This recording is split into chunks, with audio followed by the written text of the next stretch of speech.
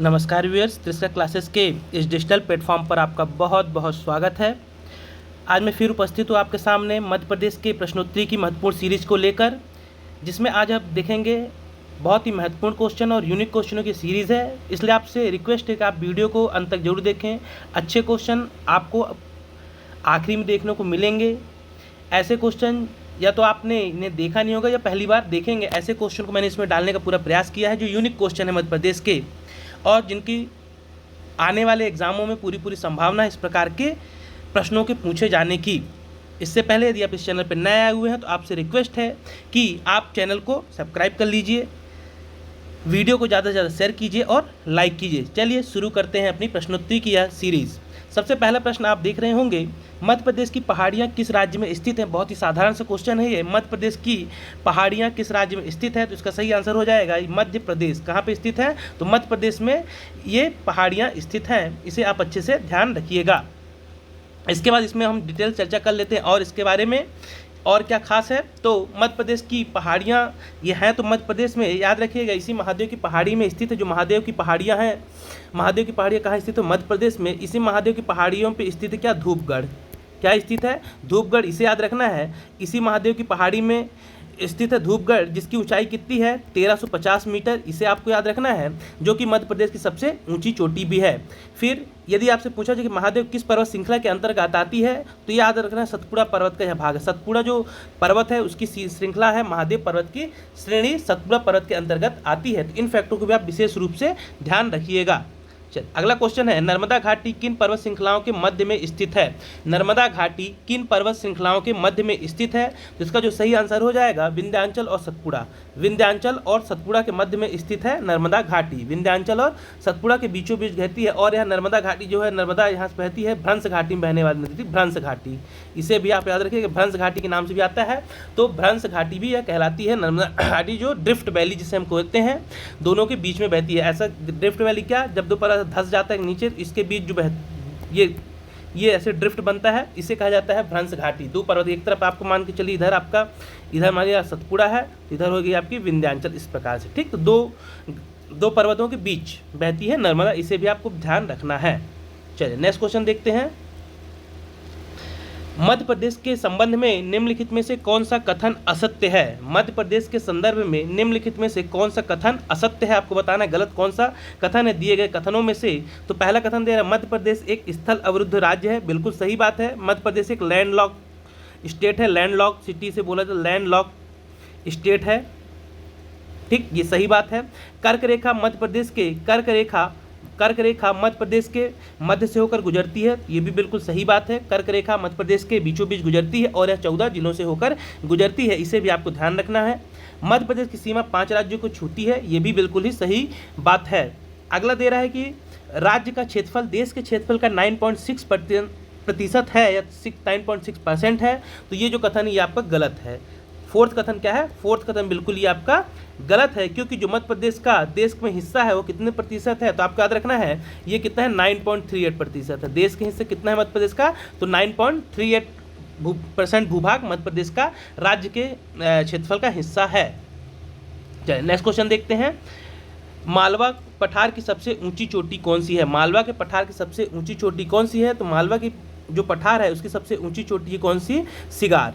कौन सी है, सिगार। कितना है, इसकी आपको याद रखना है, सिगार जो चोटी है इसकी ऊंचाई कितनी है, तो 810 मीटर। कितनी है, 810 मीटर आपको याद रखना है। सिगार की क्या है, ऊंचाई है 810 मीटर। और यहाँ पे दो और गुरु शिखर किसकी सबसे ऊंची चोटी है, इसे भी याद रखिए। तो गुरु शिखर किसकी, तो अरावली की। गुरु शिखर किसकी ऊंची चोटी है, तो अरावली पर्वत की ऊंची चोटी है। इसके अलावा आपको तो हजारी और जानापाव दिख रहा है, ये दो नाम और दिख रहे हैं ऑप्शन, हजारी और जानापाव। तो ये याद रखना, सिगार के बाद दूसरी और तीसरी ऊंची चोटी है जानापाव और हजारी। इस बात को भी आप विशेष रूप से ध्यान रखिएगा। नेक्स्ट क्वेश्चन है, मध्य प्रदेश के साथ कितने राज्यों की सीमाएं छूती हैं। मध्य प्रदेश राज्य के साथ कितनी राज्यों की सीमाएं छूती हैं, तो इसका सही आंसर हो जाएगा 5। इसका सही आंसर हो जाएगा 5। कौन कौन से देख लेते, देखिए उत्तर दिशा में यूपी छूता है, पूर्व साइड में छत्तीसगढ़ है, दक्षिण में महाराष्ट्र है और पश्चिम में आपको मिलेगा गुजरात और राजस्थान। राजस्थान से उत्तर पश्चिम भाग में आता है, ऐसे देखा जाए नक्शे में दिखेंगे तो उत्तर पश्चिम वाले एरिया में आता है राजस्थान। तो ये 5 राज्यों की सीमा मध्य प्रदेश के साथ लगती है, इन 5 राज्यों की सीमा, इन्हें आप अच्छे से ध्यान रखिएगा राज्यों को। अगला है सीधी और झाबुआ के सूर्योदय के समय पर विचार करें और सही उत्तर का चयन करें। सीधी और झाबुआ के सूर्योदय के समय पर विचार करें और सही उत्तर का चयन कीजिए।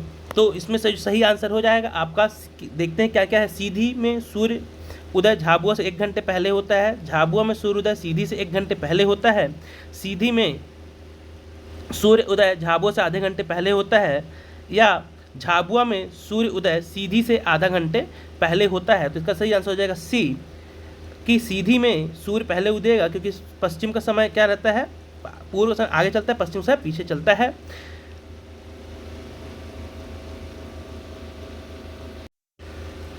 तो इसका जो सही आंसर हो गया कौन सा, इसका सही आंसर हो गया सीधी में सूर्य उदय झाबुआ से आधे घंटे पहले होगा। ये एक अच्छा क्वेश्चन है, इसे आप बहुत अच्छे से ध्यान रखिएगा। इस प्रकार के जो ज्योग्राफिकल जो अच्छे क्वेश्चन पूछे जाते हैं उनमें से ये बेहतरीन क्वेश्चन हो सकता है आपके लिए। अगला है होलकर राज्य की राजधानी महेश्वर से इंदौर किस वर्ष स्थानांतरित की गई थी। होलकर राज्य की राजधानी महेश्वर से इंदौर किस वर्ष स्थानांतरित की गई थी। होलकर राज्य की राजधानी महेश्वर से इंदौर कब स्थानांतरित की गई, तो याद रखिए इसका जो सही आंसर हो जाएगा, शायद उल्टा हो गया, ये यहाँ पे होना चाहिए था होलकर, क्योंकि इंदौर में होलकर वंश की उज्जैन स्थापना हुई थी। जो इंदौर से पूछ रहा है आपको, तो होलकर वंश इंदौर में था, तो इसकी इंदौर से महेश्वर बनाया जाएगा, तो ये बनाई गई थी 1818। सही आंसर हो जाएगा इसका 1818 के आसपास की इसका की गई थी, राजधानी स्थानांतरित की गई थी। अगला है भारत में इंग्लैंड का कौन सा, थोड़ा मिसप्रिंट यहाँ पे देखिएगा, यहाँ पे क्वेश्चन है कि भारत में इंग्लैंड का कौन सा राजदूत जहांगीर के पीछे मांडू आया हुआ था। एक अच्छा क्वेश्चन ये भी हिस्ट्री की दृष्टि से। तो याद रखिए वो जो अंग्रेज जो आया हुआ था उसका नाम था टॉमस रो। कौन था, टॉमस रो, जो कि जहांगीर के पीछे मांडू तक आया हुआ था। चलिए नेक्स्ट क्वेश्चन देखते हैं। मान सिंह तोमर कहाँ के राजा थे। सावंत थे मान सिंह तोमर, तो मान सिंह तोमर कहाँ के राजा थे, तो ये ग्वालियर के राजा थे। कहाँ के राजा थे मान सिंह तोमर, तो मान सिंह तोमर जो थे ये ग्वालियर के राजा थे। और इन्हीं की सूचना पर बाद में किसे पकड़ा गया था, तो तात्या टोपे को इन्हीं की सूचना पर अंग्रेजों ने पकड़ा हुआ था, ये वही मान सिंह है। चलिए अगला देखते हैं। कौन से राजा ध्रुपद संगीत के संरक्षक थे, या कौन से राजा ध्रुपद संगीत के संरक्षक माने जाते हैं, तो ये जो ध्रुपद संगीत का संरक्षक माना जाता है राजा मान सिंह, किसके, राजा मान सिंह को ध्रुपद संगीत का संरक्षक माना जाता है। अगला है चंदेल वंश के संस्थापक कौन थे। ये क्वेश्चन अभी हाल ही में यूपीएससी को जो एग्जाम हुआ है, यूपीएससी 2022 जो 2022 का एग्जाम हो, उसमें ये क्वेश्चन मैच द कॉलम में के रूप में आया हुआ क्वेश्चन है। तो याद रखिए कि आप मध्य प्रदेश के सभी राजवंशों के संस्थापक, उनकी राजधानियां भी विशेष तौर पर आप तैयार कीजिएगा। तो इसका जो सही आंसर हो जाएगा, जो चंदेल वंश के संस्थापक कौन थे, नन्नुक। चंदेल वंश के संस्थापक थे नन्नुक, इसका राइट आंसर हो जाएगा। अगला क्वेश्चन है, जनपदों में से एक बहुत बड़ी महाजनपद अवंती थी, जिसकी एक राजधानी उज्जैनी थी, तो दूसरी राजधानी कौन सी थी।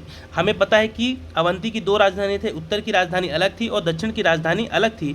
तो जो अवंती की दूसरी राजधानी थी वो थी माहिष्मती। कौन सी थी, माहिष्मती, जो कि दक्षिण की राजधानी थी उज्जैनी की, ठीक है ना। राजधानी उज्जैनी थी और अवंती की दक्षिण की राजधानी थी माहिष्मती।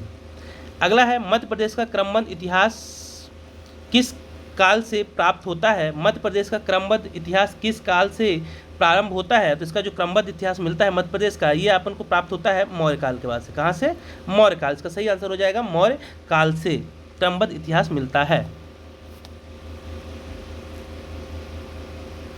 अगला क्वेश्चन है, भोसले ने किस क्षेत्र में अपने स्वतंत्र राज्य को स्थापना की थी। भोसले ने किस क्षेत्र में अपने स्वतंत्र राज्य की स्थापना की हुई थी। तो जब मुगलों का पतन हो जाता है उसके बाद मराठा शक्ति उदय होती है, मराठाओं का उदय होता है, तो उसमें से उसी में से थे भोसले। तो इन्होंने अपने स्वतंत्र राज्य कहाँ पे स्थापित किया था, तो इन्होंने नागपुर में बनाया हुआ था। कहाँ पे, नागपुर में इन्होंने स्वतंत्र राज्य की स्थापना की हुई थी। क्योंकि इसलिए इंपॉर्टेंट हो जाता है कि जो नागपुर थी, कहीं ना कहीं जो नागपुर वाला एरिया था ये मध्य प्रदेश की राजधानी रह चुका है ना। अविभाजित जो मध्य प्रदेश था, मध्य भारत जिसे हम कहते हैं, उसकी राजधानी नागपुर था। इसलिए क्वेश्चन महत्वपूर्ण हो जाता है कि यहाँ पे स्वतंत्र राज्य की स्थापना भोसले ने की हुई थी। अगला है मध्य प्रदेश के निम्नलिखित स्थल में से सम्राट अशोक का शिलालेख नहीं मिला, किस स्थान से नहीं मिला है? तो याद रखिए गुर्जरा अभिलेख ये मिला है, दतिया बिल्कुल सही है, सांची से, पनगुरिया सीहोर से भी सही है। तो कहाँ से नहीं मिला है? तो याद रखिए जो मिला विदिशा और भोपाल से। कहाँ से नहीं मिले हैं उसके कोई स्थित? तो विदिशा और भोपाल से। जबकि भरूच सतनातुप यहाँ भी है और सारा मारो, ये सारा मारो यहाँ पे नहीं आता है, ये गलत, सारा मारो की गुफा भी सीहोर में है ये, ठीक, शहडोल नहीं सीहोर है। इसके बाद देखते हैं नेक्स्ट क्वेश्चन है आपका अगला, मध्य प्रदेश के निम्न पुरातात्विक स्थल से अशोक के नाम की पुष्टि हुई, किस पुरातात्विक स्थल से, किस शिलालेख से पता चला कि अशोक का अशोक नाम है? ये भी एक अच्छा क्वेश्चन है, तो याद रखिए गुर्जरा अभिलेख। किससे मिला? गुर्जरा अभिलेख जो कि दतिया से प्राप्त हुआ था, उसमें पता चलता है अशोक का अशोक नाम का वर्णन मिलता है। चलिए नेक्स्ट क्वेश्चन देखते हैं। अगला है कालिदास के किस ग्रंथ में दुष्यंत और शकुंतला की प्रेम कहानी का वर्णन है? कालिदास की इनकी दो रचनाएं हैं कि आपको मालविका अग्निमित्रम और अभिज्ञान शकुंतलम, दोनों रचनाओं को बहुत अच्छे से याद रखना है। जो तो इसमें पूछा है कि आपसे कालिदास के किस ग्रंथ से दुष्यंत और शकुंतला होगा, थोड़ा मिसप्रिंट है यहाँ पे, शकुंतला के प्रेम के वर्णन या प्रेम कहानी का वर्णन प्राप्त होता है? तो इसका जो सही आंसर हो जाएगा अभिज्ञान शकुंतलम, सही आंसर हो जाएगा अभिज्ञान शकुंतलम। जबकि मालविका अग्निमित्रम जो इनकी रचना है, इसमें आपको ध्यान रखना है पुष्यमित्र शुंग, पुष्यमित्र शुंग का बेटा रहता है कौन? अग्निमित्र, इसका बेटा रहता है अग्निमित्र और इनकी प्रेमिका रहती मालविका, उसके बारे में पता चलता है। और पुष्यमित्र शुंग वंश है, जो शुंग वंश है, उसके इतिहास के बारे में जानकारी मिलती है इसमें मालविका अग्निमित्रम में। वहीं मेघदूत में अमरकंटक का वर्णन मिलता है, इसे भी आपको याद रखना है। जो मेघदूत रचना है कालिदास की, इसमें अमरकंटक का वर्णन मिलता है। तो इस फैक्ट को भी आप विशेष रूप से ध्यान रखिएगा। ये कुछ बेहतरीन क्वेश्चन है, अच्छे क्वेश्चन हैं, इन्हें आप अच्छे से करके जाइएगा एग्जाम की दृष्टि से। अगला है, है राजाओं में सबसे प्रतापी राजा कौन हुआ? है वंश जो है राजाओं में सबसे प्रतापी राजा कौन हुआ? तो है राजाओं में जो सबसे प्रतापी राजा हुआ, उस राजा का नाम है कीर्तिवीर अर्जुन। क्या नाम है? कीर्तिवीर अर्जुन। है वंश का एक प्रतापी शासक था। इसने अयोध्या के राजाओं को साथ ही साथ लंकेश राजाओं को भी हराया हुआ था।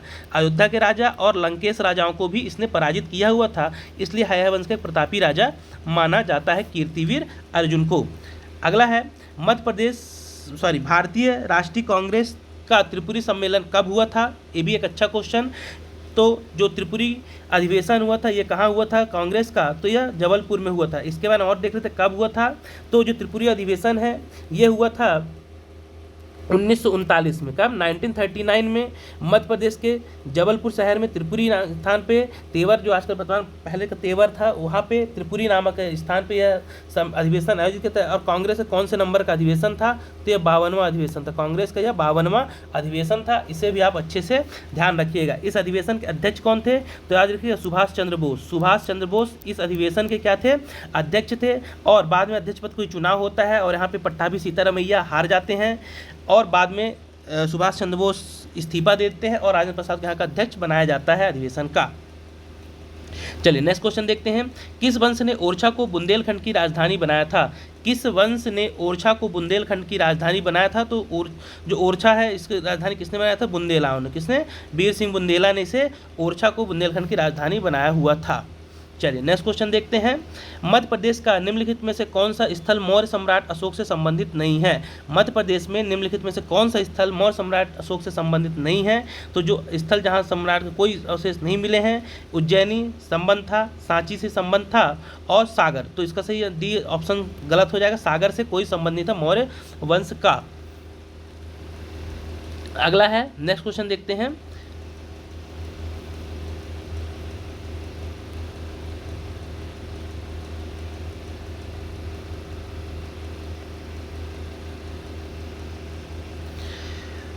आजकल मध्य प्रदेश के कौन से ऐतिहासिक स्थल को खाम बाबा के नाम से जाना जाता है? या क्वेश्चन एक आधुनिक समय में मध्य प्रदेश के किस ऐतिहासिक स्थल को खान बाबा के नाम से जाना जाता है? तो इसका जो सही आंसर हो जाए खाम बाबा, इसे जाता है गरुड़ स्तंभ, जो विदिशा में स्थित हेलियोडोरस का जो गरुड़ स्तंभ है, हेलियोडोरस का स्तंभ जो है जिसको बनाया था हेलियोडोरस का गरुड़ स्तंभ, इसे आधुनिक समय खाम बाबा के नाम से जाना जाता है। इसे आप विशेष रूप से ध्यान रखिएगा।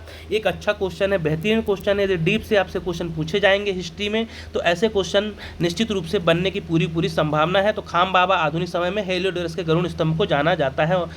इसे आप अच्छे से ध्यान रखिएगा। हेलियोडोरस के द्वारा और किस धर्म संबंधित है, तो यह विष्णु भगवान के उसमें बनाया गया, विष्णु भगवान से संबंधित है, या इसे भी आप अच्छे से ध्यान रखिएगा।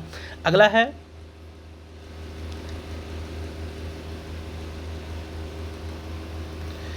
कलचुरी नरेश होगा। कलचुरी नरेश किस शासक को, कलचुरी देश के किस शासक को उसके सैनिक उपलब्धियों के कारण हिंदू नेपोलियन कहा जाता है? किस शासक को, कलचुरी वंश के किस शासक को हिंदू नेपोलियन कहा जाता है?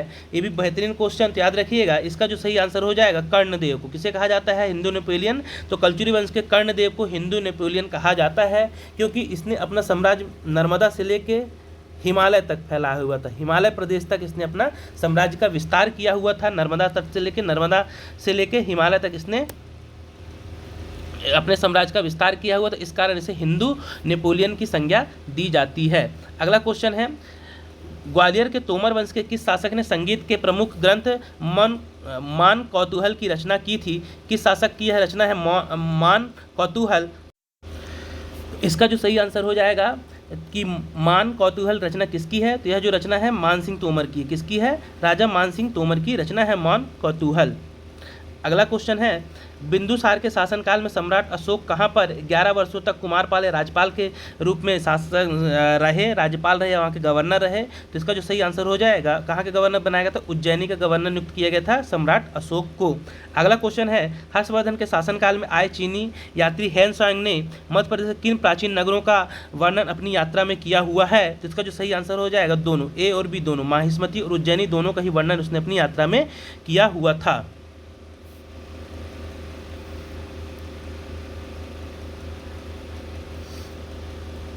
नेक्स्ट क्वेश्चन है डॉक्टर भीमराव अंबेडकर दूरसंचार प्रशिक्षण संस्थान कहाँ पर स्थित है? डॉक्टर भीमराव अंबेडकर दूरसंचार प्रशिक्षण संस्थान कहाँ स्थित है? तो इसका सही आंसर हो जाएगा जबलपुर में। कहाँ स्थित है यह? तो यह स्थित है जबलपुर में। अगला है सेव नगरी किसे कही जाती है? सेव नगरी की संज्ञा किसे दी जाती है? तो सेव नगरी रतलामी सेव के नाम से प्रसिद्ध सेव नगरी कहा जाता है रतलाम को।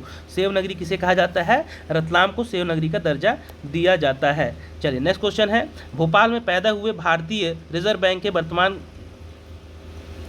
नहीं होगा, क्वेश्चन तो पुराना क्योंकि रिटायर हो चुके हैं।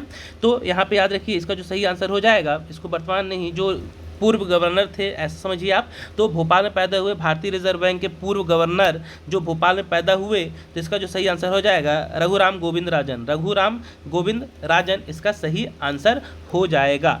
अगला है विदिशा में पैदा हुए बचपन बचाओ आंदोलन के संस्थापक और नोबेल पुरस्कार विजेता कौन है? तो इसका जो सही आंसर है ये हो जाएंगे कैलाश सत्यार्थी। कौन हो जाएंगे? कैलाश सत्यार्थी हो जाएंगे। इसमें जितने भी ऑप्शन आपको दिख रहे हैं बहुत ही खास पर्सनालिटियां हैं। अटल बिहारी वाजपेयी जो कि देश के प्रधानमंत्री बनते हैं, साथ ही साथ इनके बारे में याद रखना है आपको कि ये मध्य प्रदेश से पहले ऐसे व्यक्ति जो प्रधानमंत्री बनते हैं, ठीक है। और इनका संबंध कहाँ से था? तो मध्य प्रदेश के ग्वालियर शहर से इनका संबंध रहता है। इसे भी आपको याद रखना है। शंकर दयाल शर्मा जो देश के 9वें क्रम के राष्ट्रपति बनते हैं, इन्हें आपको ध्यान रखना है कि यह देश के राष्ट्रपति नियुक्त होते हैं। शंकर दयाल शर्मा जो कि भोपाल से संबंधित थे। ईश्वर पांडे ये एक क्रिकेटर रह चुके हैं, क्रिकेटर हैं, है ना। ईश्वर पांडे रीवा जिले से इनका संबंध है। तो सभी ऑप्शन भी आपको अक्सर क्वेश्चनों में आप ध्यान रखिए कि आपको ऑप्शन दे रहे तो उनमें भी आप डिस्कस या उनमें भी आप विचार किया कीजिए, जिससे आपकी ज़्यादा से ज़्यादा बेहतरीन तैयारी हो सकती है। तो इसका जो सही आंसर हो जाएगा, इस क्वेश्चन का जो सही आंसर था ये है कैलाश सत्यार्थी, जो कि 2014 में इन्हें नोबेल पुरस्कार, शांति का नोबेल पुरस्कार दिया गया था इन्हें 2014 में। बचपन बचाओ जो आंदोलन है बच्चों के लिए चलाते हैं, समर्पित इनका एक फाउंडेशन है।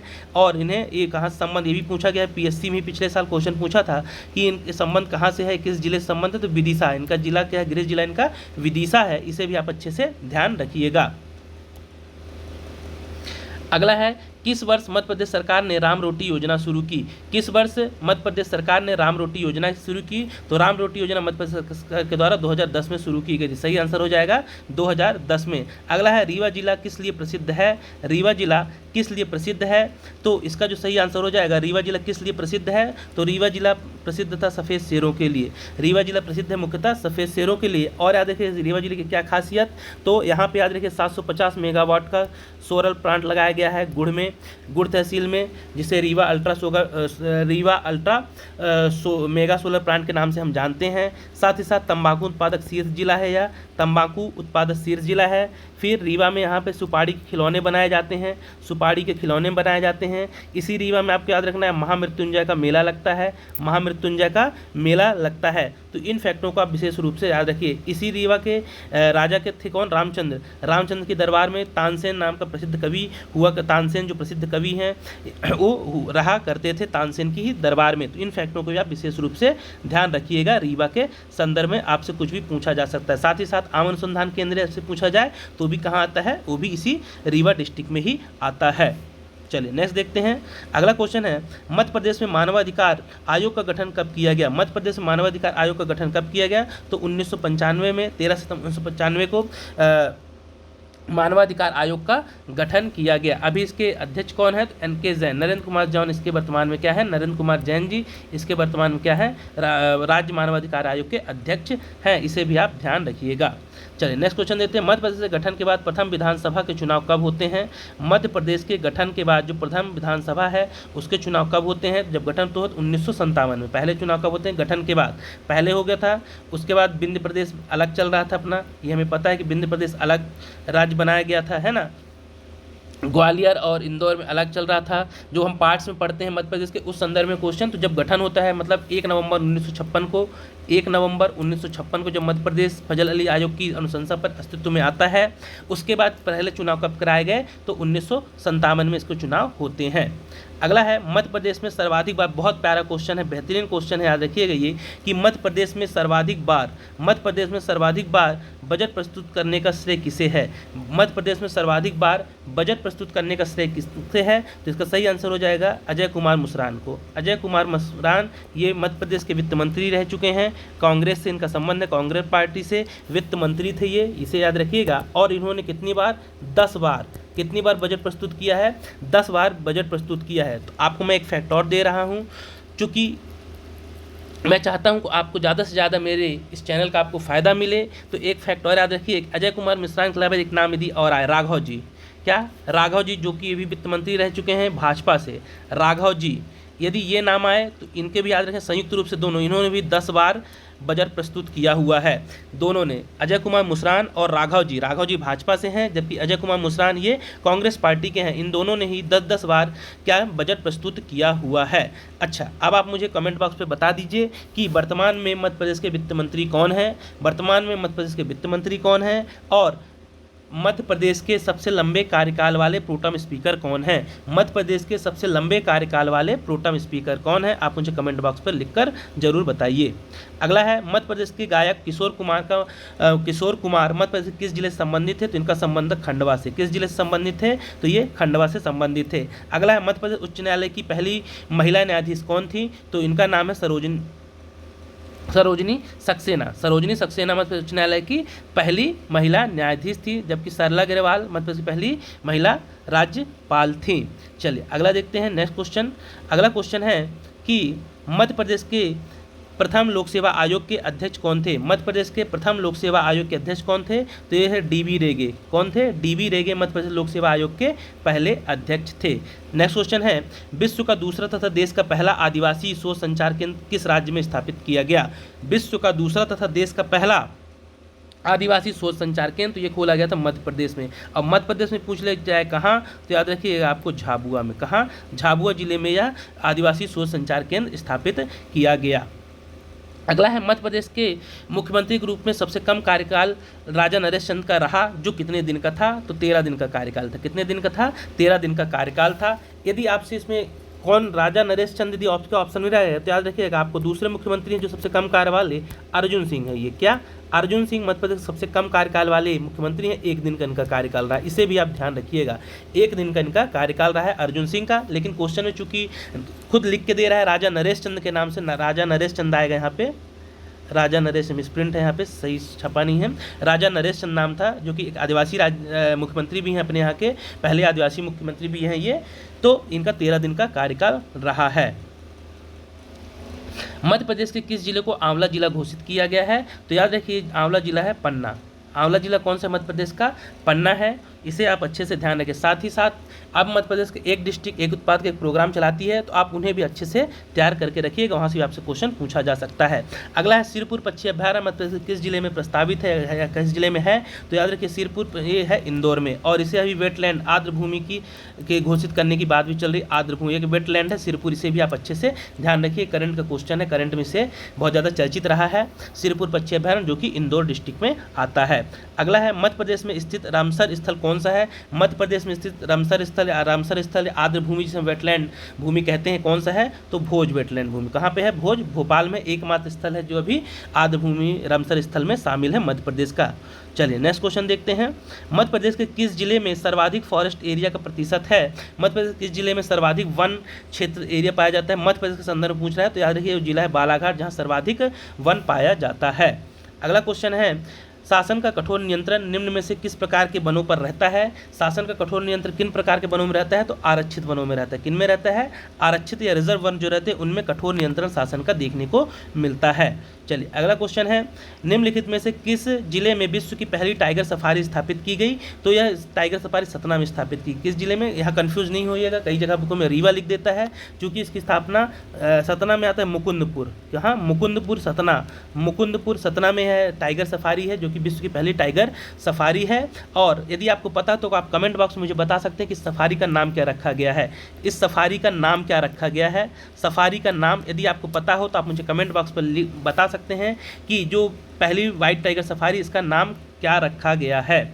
अगला है ब्रेडरी प्रजाति, ये मिसप्रिंट है यहाँ पे, ब्रेडरी प्रजाति का बारहसिंगा मध्य प्रदेश के कौन से राष्ट्रीय उद्यान में पाया जाता है, तो ब्रेडरी प्रजाति का जो बारहसिंगा या कान्हा किसली राष्ट्रीय उद्यान में पाया जाता है। सही आंसर हो जाएगा कान्हा किसली, और ये कान्हा किसली मध्य प्रदेश का पहला राष्ट्रीय उद्यान भी है, मध्य प्रदेश का पहला राष्ट्रीय उद्यान है जिसकी स्थापना 1955 में की जाती है और 1933 तक यह अभ्यारण्य के रूप में दर्ज रहता है।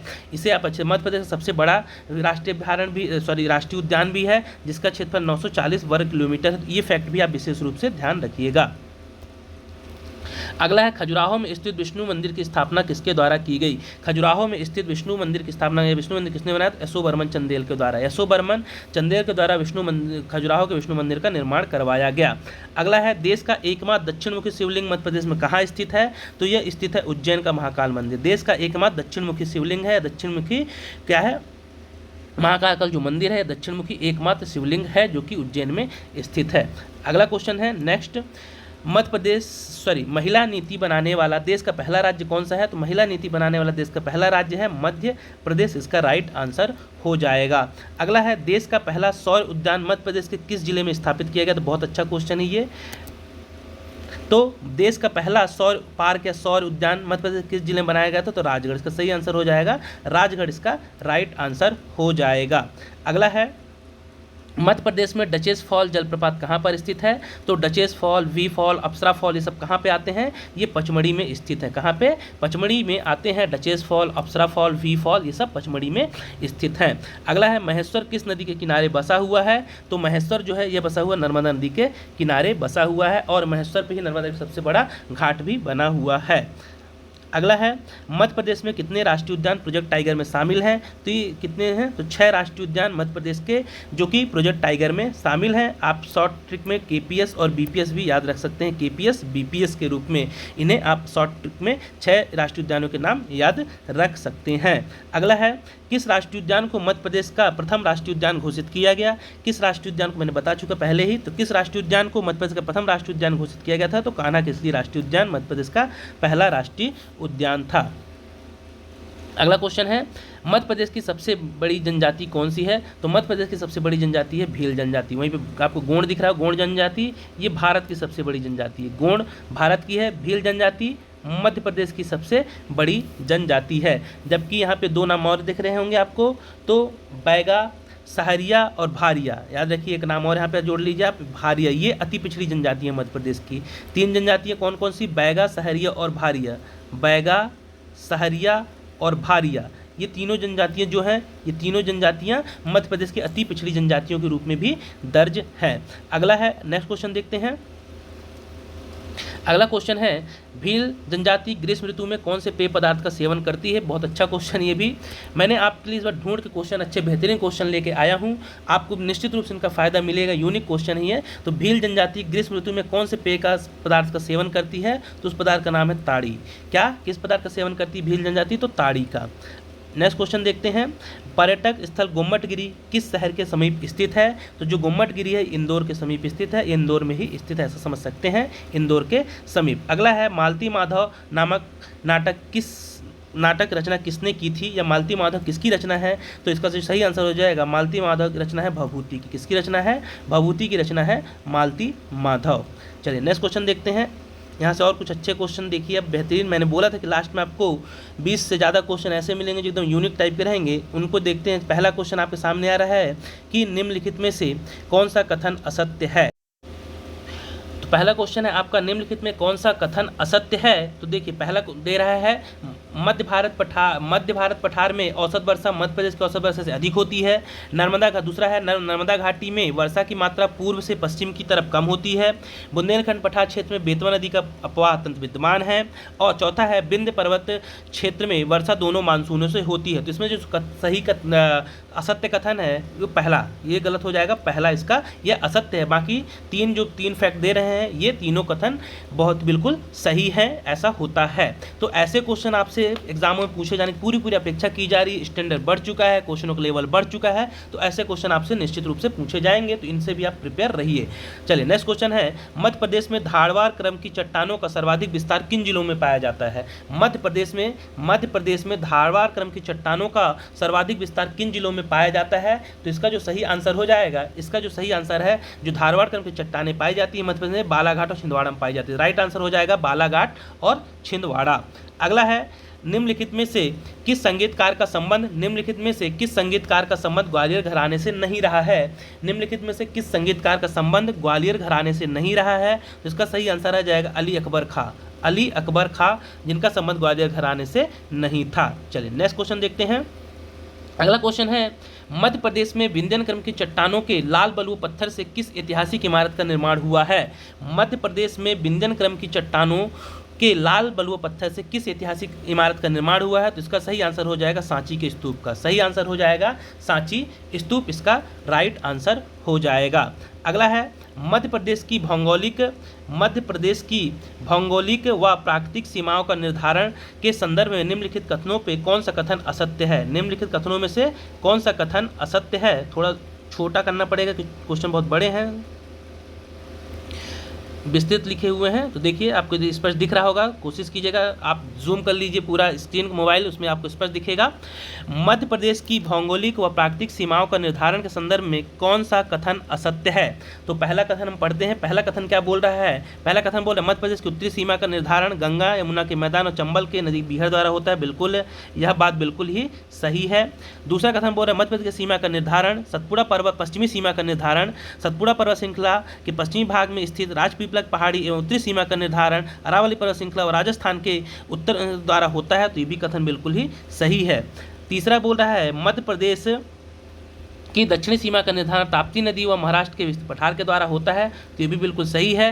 चौथा बोल रहा है मध्य प्रदेश की पूर्वी सीमा का निर्धारण नर्मदा सोन घाटी से होता है। तो ये कथन आपका बिल्कुल गलत है। तो तीन कथन सही है, डी इसका गलत ऑप्शन हो जाएगा, डी कथन बिल्कुल गलत है। चलिए नेक्स्ट देखते हैं अगला क्वेश्चन। मध्य प्रदेश में किस पठार को नदियों का मायका कहा जाता है। बेहतरीन क्वेश्चन, ये अच्छे से देखें, एमपी आईएमपी क्वेश्चन ये, ठीक। मध्य प्रदेश के किस पठार को नदियों का मायका कहा जाता है। तो इसका जो सही आंसर हो जाएगा, इसका सही आंसर होगा मालवा के पठार को। किसे कहा जाता है, मालवा के पठार को मध्य प्रदेश में नदियों का मायका कहा जाता है, मालवा के पठार को। अगला है, मालवा के पठार के उत्तर पश्चिम में कौन सी पहाड़ियाँ स्थित हैं।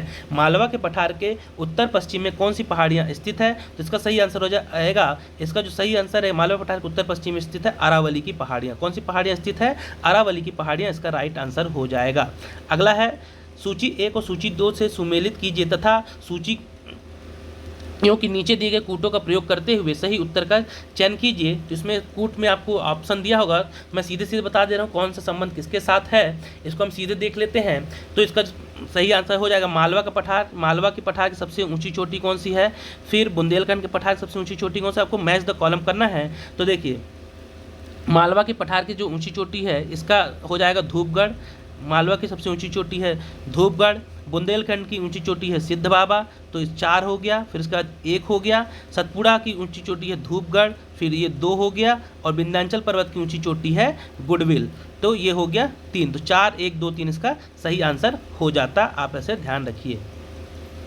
ऐसे क्वेश्चन आपको एग्जामों में विशेष रूप से ध्यान रखना है। ऐसे क्वेश्चन ही आजकल ट्रेंड में चल रहे हैं, इनको बहुत अच्छे से प्रिपेयर कीजिए। रीज़न ये है कि इसमें एक क्वेश्चन में आपसे एग्जाम में ज़्यादा से ज़्यादा चीज़ें पूछ लेता है और वह ज़्यादा से ज़्यादा गहराई में जाने की कोशिश करता है कि आपने डेप्थ नॉलेज है, चीज़ों को अच्छे से पढ़ा है कि सिर्फ आप ये पढ़ के आ गए हैं क्या कि मालवा के पठार की ऊँची चोटी क्या है, वही बस पढ़ा है कि आपने सभी चोटियाँ, सभी जितने भी पठारी भाग हैं मध्य प्रदेश के, उनके सभी के बारे में आप नॉलेज रखते हैं कि नहीं।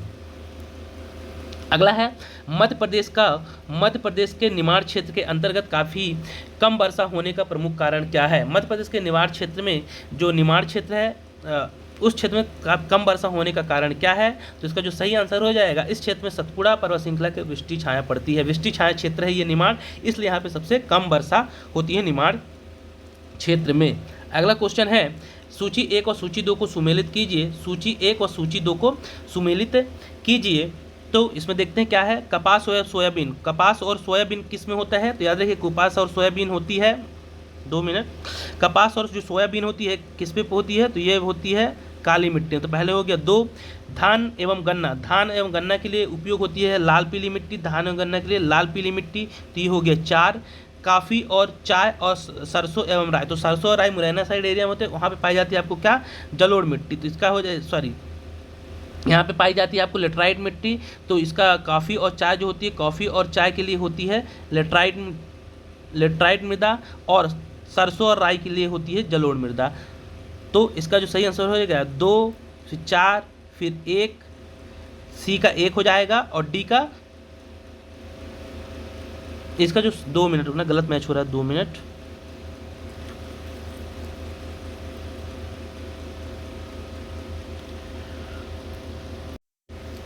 फिर से मैच करते हैं इसको, देखते हैं। देखो कपास एवं सोयाबीन के लिए सबसे उपयुक्त मिट्टी कौन सी होती है, काली मिट्टी। तो इसका हो गया 2।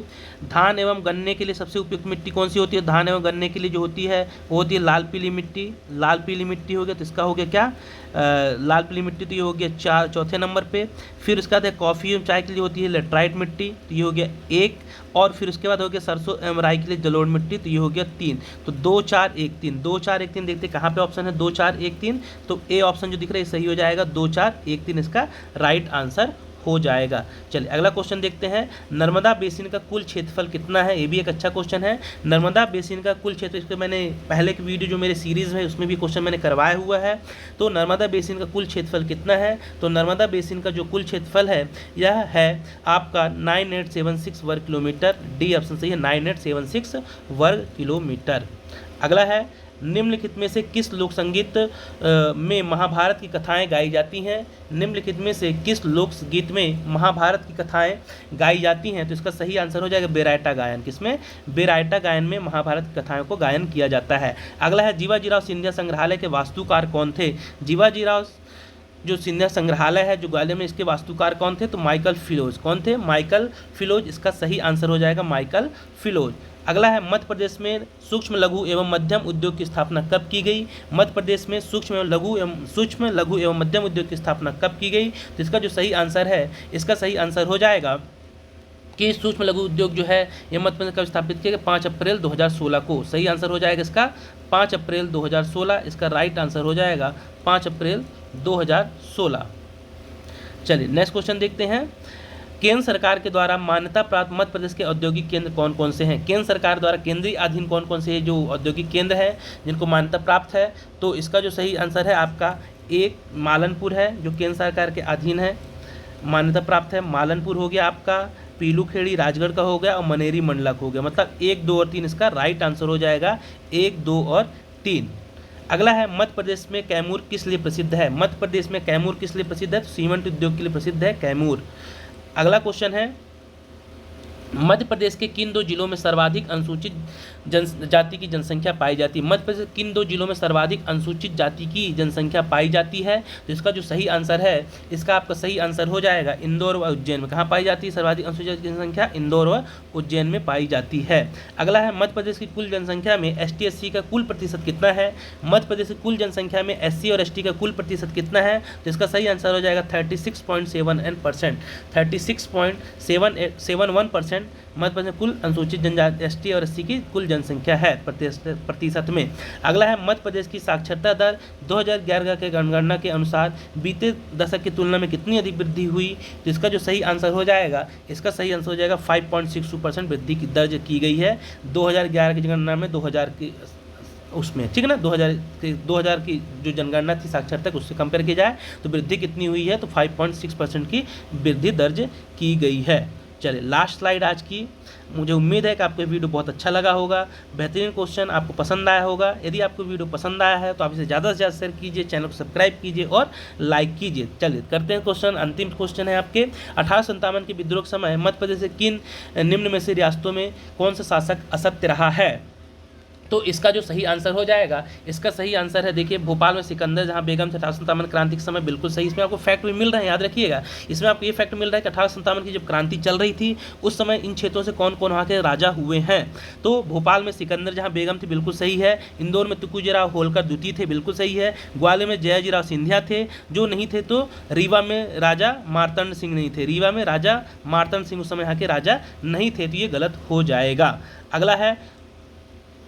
अगला क्वेश्चन है आपका, मध्य प्रदेश में स्वतंत्रता संग्राम के निम्न घटनाओं का सही क्रम क्या है? मध्य प्रदेश में स्वतंत्रता संग्राम की घटनाओं का सही क्रम क्या है? तो याद रखिए, सबसे पहले हुआ था मध्य प्रदेश में कौन सा विद्रोह? भील विद्रोह, तो 2 आ जाएगा। उसके बाद हुआ था कुंवर चैन सिंह विद्रोह, तो 3 आ जाएगा। उसके बाद हुआ था बुंदेला विद्रोह, तो 1 आ जाएगा। और फिर हुआ था जंगल सत्याग्रह, तो इसका सही आंसर हो जाएगा 2, 3, 2, 3, 1, 4। इसका डी ऑप्शन सही हो जाएगा। अब मैं आपको सन बता देता हूँ, इससे आपका क्लियर हो जाएगा कि जो कि आपका जो पहला है जो भील विद्रोह हुआ है 1818 में। भील विद्रोह होता है 1818 में।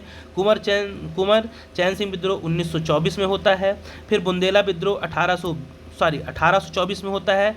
फिर 1842 में बुंदेला विद्रोह होता है और लास्ट में जंगल सत्याग्रह 1930 में होता है। तो ये इसका सही क्रम भी हो जाएगा। इसे भी आप विशेष रूप से ध्यान रखिएगा, ये भी आपके लिए इंपॉर्टेंट है। सन भी पूछ सकता है भाई, आपसे सन दे दे, सन को उसके क्रम में जमाइए, तो आप उससे भी कर सकिए। तो उन्हें भी आप देंगे। भील विद्रोह 1818 में है, कुंवर चैन सिंह विद्रोह 1824 में है, बुंदेला विद्रोह 1842 में, जंगल सत्याग्रह 1930 में है। तो ये थे मध्य प्रदेश के अति महत्वपूर्ण क्वेश्चनों के लगभग 80 से ज़्यादा क्वेश्चन हो गए हैं। मैंने और फैक्ट भी दिए, तो लगभग 100 के आसपास आपको क्वेश्चन हो जाते हैं। आपको यह वीडियो कैसा लगा? यदि वीडियो पसंद आया हो तो चैनल को सब्सक्राइब कर लीजिए, लाइक कीजिए, इसे ज़्यादा से ज़्यादा शेयर कीजिए। फिर मिलते हैं किसी नई सीरीज के साथ, तब तक के लिए बहुत बहुत धन्यवाद।